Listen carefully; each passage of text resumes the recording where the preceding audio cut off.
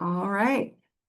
So our agenda very quickly is first to introduce you to the new Franco Family Institute for Liberal Arts and the Public Good and what public humanities at Franco means. I'll introduce two new areas of funding, our graduate working groups and our creative and performing arts grants. I'll give a brief rundown of the continued areas of funding that we still offer. Nothing has been taken away. Um, uh, Go over our best practices for grant writing and some upcoming opportunities that aren't on the calendar, but they're things for you to be on the lookout for in the future. So first of all, from ISLA to Franco, we have been ISLA for about 40 years, an endowed institute, and our purpose as ISLA was threefold, and it was to um, support research for faculty, graduate, and undergraduate students. And that mostly came in the form of grants, and especially for our graduate and our undergraduate students, it came in the form of grants, application writing, application assistance. With this shift over to Franco, we've added a fourth pillar, and that fourth pillar is a new mandate to engage more in the public humanities. So, as a part of engaging with the public humanities, we've kept the definition quite broad for both public and humanities. So, I want to reiterate that we continue to serve all of the disciplines that are housed in the College of Arts and Letters. If you are technically in a social science discipline, we still consider you part of our mandate to help our graduate students engage more fully with the public. So that public piece is also very broad, and that can be open to interpretation from community engaged scholarship, engaging more here with our local South Bend publics, engaging more with our global publics, to other forms of public engagement, such as public writing, museum studies, memory studies, all kinds of different things fall into this new arena of public humanities. And a primary goal is to increase training for our graduate students in public engagement and scholarship. So that will include more grant opportunities, as you'll see, which we'll discuss here in a minute. Also more professional development and training opportunities, which we're very excited to build out over the next few years. So this is an ongoing shift from ISLA to Franco. And for graduate students, it means that we will have more enhanced opportunities for you to gain professional development and access to increased funds for your scholarship. So the first big new grant opportunity that we have is for our graduate working groups. The purpose of these graduate working groups, you can read on the screen, it's to provide enhanced opportunities for interdisciplinary and public collaboration. So how that works out is the opportunity is restricted to doctoral students in the College of Arts and Letters. So that means at least one out of two organizers needs to have their primary appointment in the College of Arts and Letters. However, that second organizer can be in a different discipline. So we're hoping that this will be an opportunity for our PhD candidates to engage in interdisciplinary research and interdisciplinary collaboration, to work with partners and people outside of your discipline. But this also goes beyond the university. If you have someone that you would like to work with who's at a different organization, who's at a different university, who is maybe a public partner or a nonprofit, there are a lot of opportunities to engage using these funds for the graduate working group with partners out, not just outside of your discipline, but outside of our own university or outside of the university entirely. So to reiterate, one of the organizers, and there needs to be two, but one of the organizers needs to be a PhD candidate in the College of Arts and Letters. But that other organizer can come from a discipline outside of arts and letters, from another university, or from the community. So you can see that we have several areas that this money could be used for: the speakers, materials, food, etc. The et cetera is something we're really excited about. So we are interested in supporting graduate students who have an idea of and a passion for something that they've wanted to do. So please don't read this list as restrictive to only these types of support. If you have an idea and you have the administrative and professional and research skills to carry it out, we're very excited to get your application. The deadline is early. It's one of our earlier application deadlines, so it's September 26th. The grants can be up to $5,000. Up to 1,000 of those dollars can be used as stipends for the two organizers. So that would be $500 for each of the organizers for this graduate working groups grant. Now, since this is a new grant, I'm happy to have students, of course, you can ask questions today, but as you're putting your applications together, these applications are a little different from other applications you may be familiar with for the GSRAs or other grant opportunities like that. So I'm happy to have a consultation with you to talk through not only your ideas, but the purposes behind the grant. And if you're just, looking for any kind of support surrounding this grant, I'm very happy to engage with that. One important thing about this grant that I do want to flag is that each graduate working group must have an arts and letters department, institute, or center who will serve as an administrative sponsor. So this means when the funds are released, if your application is accepted, the funds will go to that administrative sponsor and they will disperse the funds to the student. So this is different from our other grants, which usually go directly to the student, directly into student accounts. So this means that you will need to have a discussion with your administrative sponsor ahead of time. You don't want to blindside the staff that you hope to be working with. You want to be on good footing as you start this professional opportunity. This also means that the administrative sponsor is not there to do the work of organizing or collaborating for the students. So all of the work needs to be done by the student organizers. The funds are just being dispersed in this way. We want to make sure that it's really clear that we're not asking the administrative sponsors to do event support or organizing sponsors or speakers or buying materials and things like that. And again, if you have more questions about that, add them to the Q&A, or we can have a conversation in the next few weeks leading up to the application. I think that's the main highlights of the graduate working groups that we're very excited about. We hope that you're excited about them too. And that you see some opportunities here to engage differently from some of our other research grants. So yeah, our next grant that we wanted to speak to you about that is entirely new is a Graduate Creative and Performing Arts Grant. These grants are restricted to MFA, MSM, and DMA students. They are specifically to provide more opportunities for students who are in terminal two-year programs to be able to apply for funding.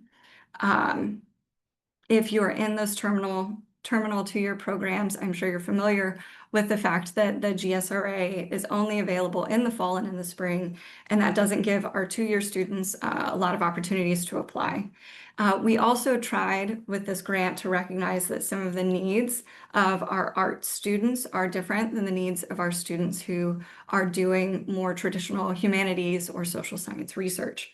So we've expanded some of the uses of what these funds can be used for to more clearly show our commitment to the arts and to be able to support our art students in things that in the ways that they need. So you'll see that instrument rental, recording costs, shipping, competition entry and exhibition, performance costs, some of those things that might have been harder to fit into or explain under the GSRA rubric are now very clearly laid out as purposes for these funds. Workshops in particular, I don't know as much about art workshops, but I know we've had interest from several of our MFA students in attending high impact competitive workshops where your art is, where your pieces are workshopped, where you have people in your field going over your work. Bread loaf comes to mind, different things like that. We are hoping that through this funding opportunity, we'll be able to support some more of those opportunities that, once again, don't fit quite as cleanly into the research and creative category that the GSRA still continues to fill. So a few things about that.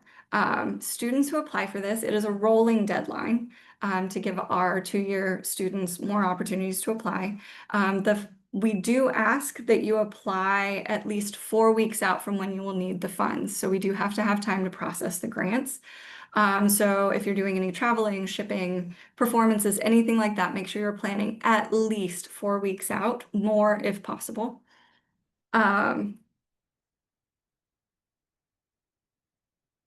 And then students who apply for small creative and performing arts grants are still eligible to apply for the GSRAs. But if you receive the grant, then your application for the GSRA needs to be for a completely different aspect of your work. It needs to be basically a different application. So you can't use the same application to apply for both opportunities. If you are turned down for a creative and performing arts grant, we recommend a revise, a resubmit, continue to work with our office and with the graduate school on a better application, and then you're once again eligible to apply for the GSRA. If you do not receive the Creative and Performing Arts Grant, obviously you would not want to put that same application into the GSRA because you're probably not going to get that one either. So that is a brief rundown of our new graduate creative and performing arts grants. Um, the to see how to apply, the actual application is the same as what you're familiar with through the GSRA. Just make sure you're using the creative portion under the how to apply link, not the research portion, because the creative portion is going to fit the needs of your application better.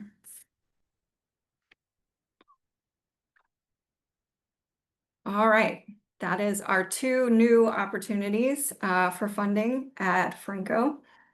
I wanted to briefly go over our older funding opportunities and let you know, just as a reminder, what they are, in case maybe you are not familiar with them, or if you are familiar with them, just to give you just to jog your memory a little bit. So our largest one, our most broad, is the GSRA, the Graduate Student Research Award. And that is for our humanities, social sciences, and art students. Those deadlines come around twice a year. We have the Ciola, which focuses on Catholicism and Italy, art in Italy, and the convergence of the two. The American Dream Grant is another one similar to the Ciola. They have deadlines in the spring and they are for summer work. The American Dream, very broadly, is for work that supports many aspects related to the American Dream. The dissertation writing grant is our earliest grant, September 19th this year. That is funding for students who are in the later stages of their PhD programs. It provides specific time and space to do your writing for your dissertation, as well as food, coffee, and a community to help hold you accountable for your goals. We have the new graduate working groups, which I briefly went over, the new creative and performing arts grants. And we have our annual theme grant. Our annual theme grant has been available to graduate students in the past. It continues to be available to graduate students in this year with an additional piece that you will have the opportunity and the requirement to create and present on your work or your work in progress at our annual symposium. I will be giving a little bit more information about that symposium here at the end of the webinar. So those are all of our funding opportunities that we have available for graduate students right now.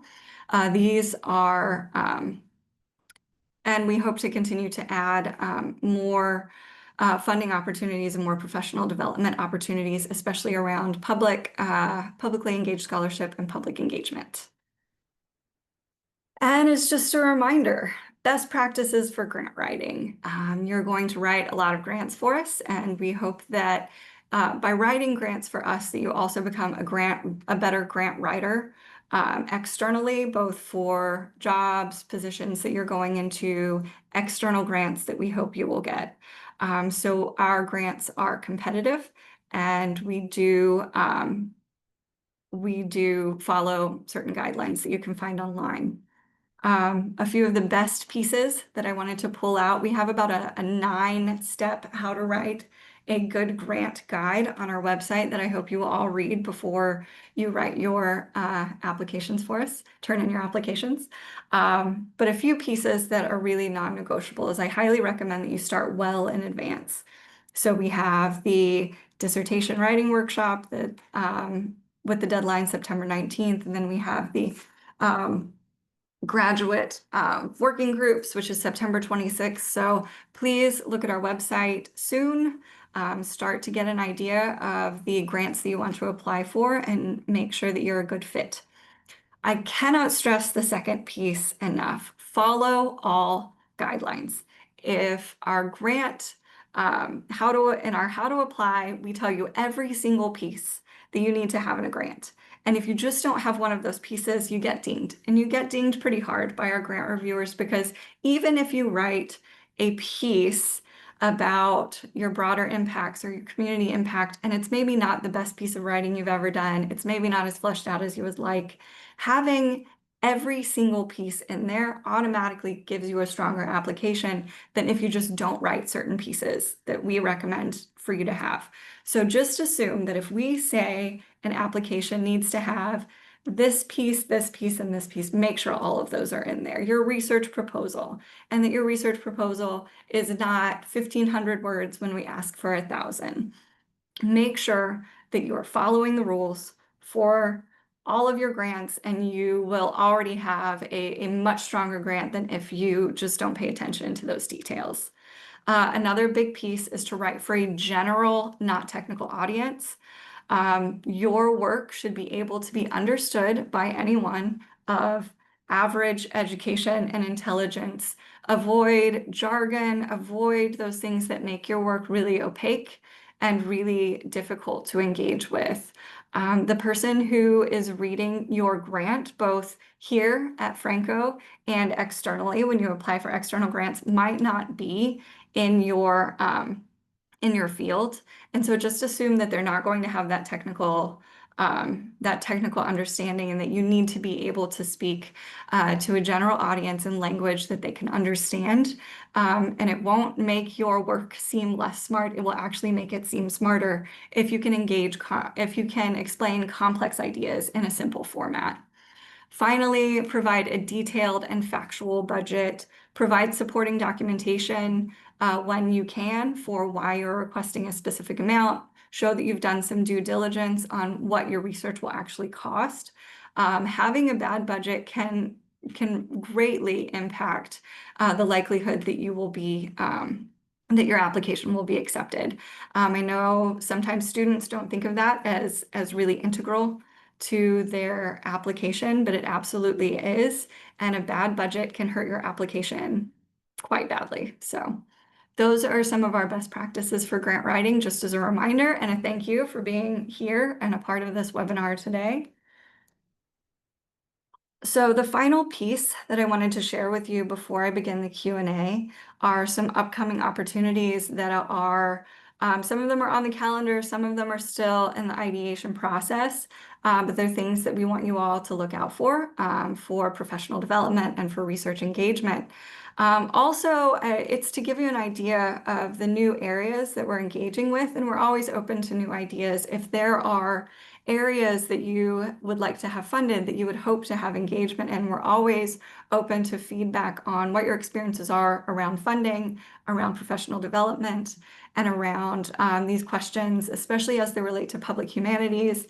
And another area we're interested in supporting our graduate students is professional development, both to help you along the tenure track, or if you're looking at alternative academic careers. We are hoping to engage in those areas more to help support our graduate students. So one specific area that we're hoping to have some training is in the area of public writing. We're not quite sure if that's going to happen this year or who our speakers would be. But we are looking into not just the training on how to write. Many of you already know how to write well, and I can tell from your applications that you can write well for a non-technical audience. But we're hoping to give you some insight and some training onto how to actually get published. If you've written a good op-ed, if you have engaging work that you think is vital to the questions of the day, what do you actually do with it? What is the actual process to getting published? And so that's one area that we're hoping to help our students in the next year or two.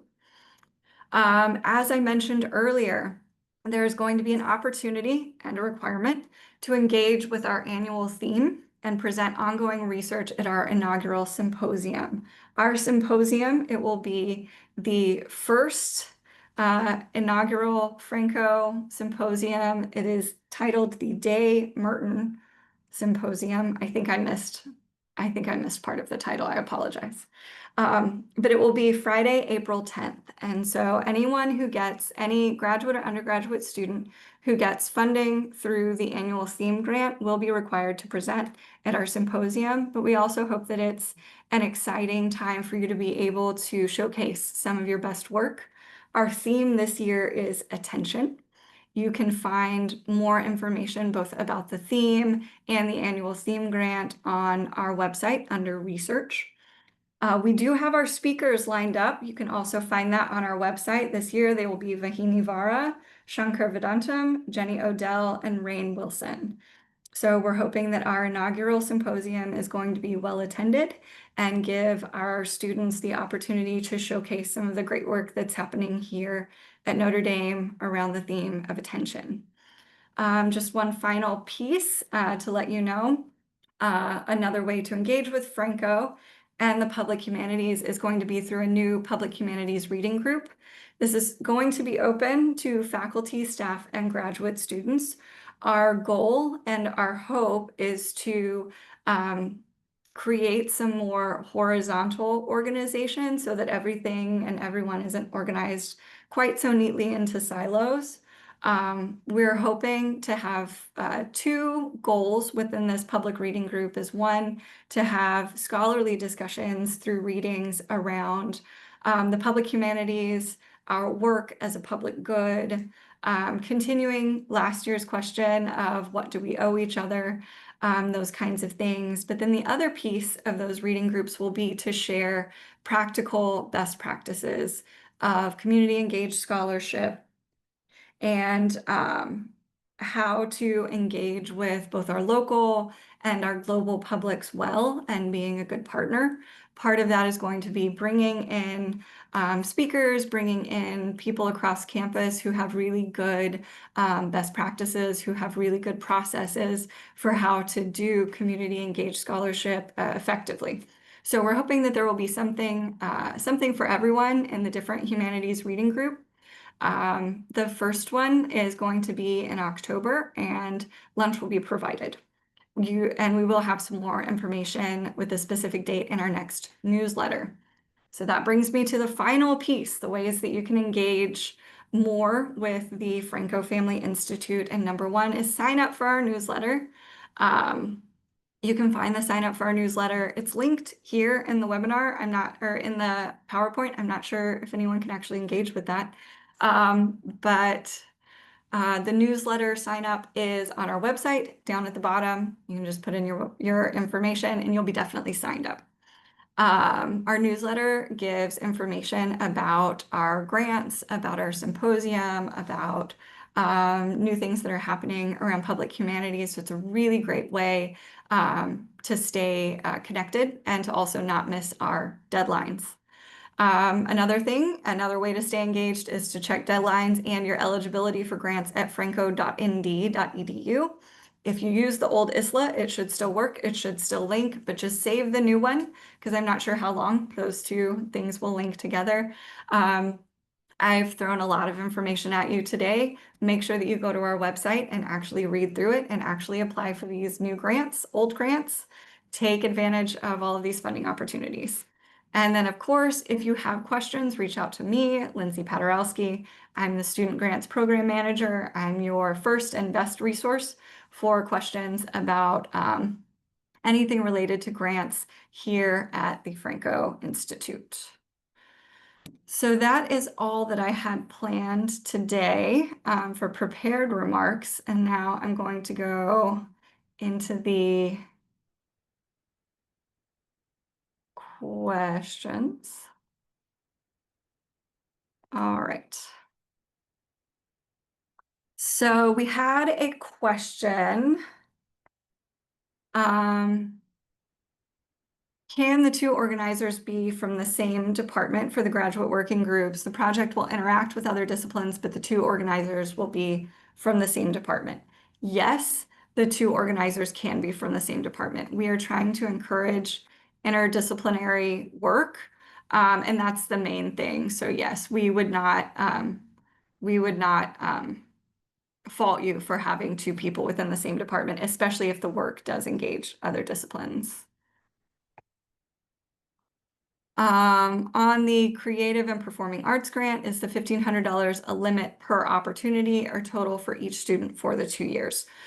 So that would be you can receive one graduate creative and performing arts grant per academic year, and you're still eligible for the GSRA. So that is not for the 2 years. So you could apply for one in your first year and then another one for your second year. If you get both of them, then you would be done for that year. If you don't get it, you can revise and resubmit, or you can apply for for the same grant for a different part of your work if you don't get it.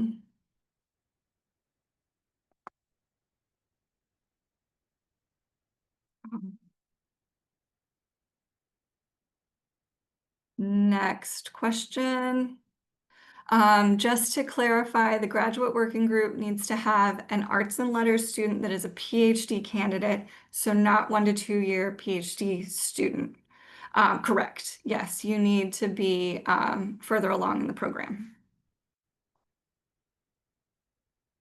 Can we apply for multiple, for example, the graduate working group and the dissertation writing? Yes, you are eligible to apply for all of the different grants that we have available. I will say if you've already received, two different grants, you might not receive the third that you apply for, things like that. Now, generally, these grants are for very different aspects of your research and your writing. So we have funded other students, with multiple grants in 1 year. So you're certainly eligible to apply for them all. You're not automatically excluded. But the more grants that you get in 1 year, the more we might look into funding other students over you. But you're still encouraged to apply. Yes, economic specific graduate. I heard that you have some economic specific graduate opportunities. Can you tell us a bit more about that? Thanks. So yes, we do have funds that are specifically earmarked for graduate students. You don't have to apply for them separately. You still just apply for them through the GSRA. But we are trying to recruit more heavily in the economics department because we have donors and grants that are specifically interested in funding these areas. So the short answer is yes, we have economic specific graduate opportunities. The primary requirement is that you be using the funds to work on your dissertation. So it doesn't need to be a side project or anything like that. It specifically needs to be your dissertation. Other than that, I am happy to have a conversation about what kinds of things we would fund through that and how to apply. So please come on in and talk to me, or just send me an email. We can have a Zoom, something like that. And can one of the two organizers be from the tech industry rather than from an academic institute? So yes, the secondary organizer, there's really not a the only requirement there is that one of the organizers be in the College of Arts and Letters. So yes, the second organizer can be from other areas. We most likely would not be funding something where the outcome is a product, a for-profit product.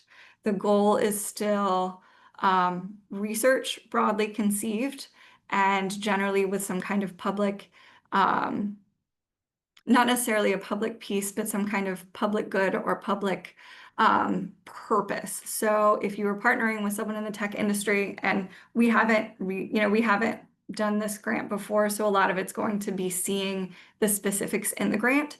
So I would encourage anyone to come in and talk to me, first of all, about, very specific aspects. Second of all, I encourage you to apply. It will be easier to answer some of these questions once we see the proposed activities and make sure that they still fit under the rubric of research, which is the goal of these grants, research and exploring interdisciplinary questions. So I don't know if that answered your question well, but email me and we can have a more in-depth conversation about that as well. Do any of the grants have citizenship restrictions, or are all of them available to international students? This information is on our website, and we have a lot of grants. So I don't remember all of the specifics, but as far as I know, all of them are available to international students, with the caveat that the dissertation writing fellowship, and I believe if you received a stipend from the graduate working group, you would need to have permission to work in the country. And if you go to our individual grants into the application process, it will have those kinds of questions, and you can check the boxes right up front to make sure that you're eligible before going too deep into the application process. We are working on reorganizing the website a little bit more and trying to give some of this information a little more clearly within the website, but we have a lot of information that we're trying to give in each of these grant offerings that we have. So sometimes the information can be a little hard to find. I think that's all of our questions that we had today.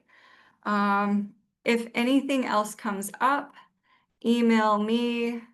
You can find me on the franco.nd.edu site under Lindsay Paderowski. Email me. We can set up a Zoom meeting. You can come in office and have a coffee or a cold beverage, whichever is easiest for you. Our grant offerings will go live September 1st, and you'll be able to get full access in there that day. And yeah, I hope this was helpful for you. I hope that we were able to answer a lot of your questions and to introduce you to a lot of new opportunities. And please, I'm sure you'll have more questions as you get further into the application process. So please feel free to ask.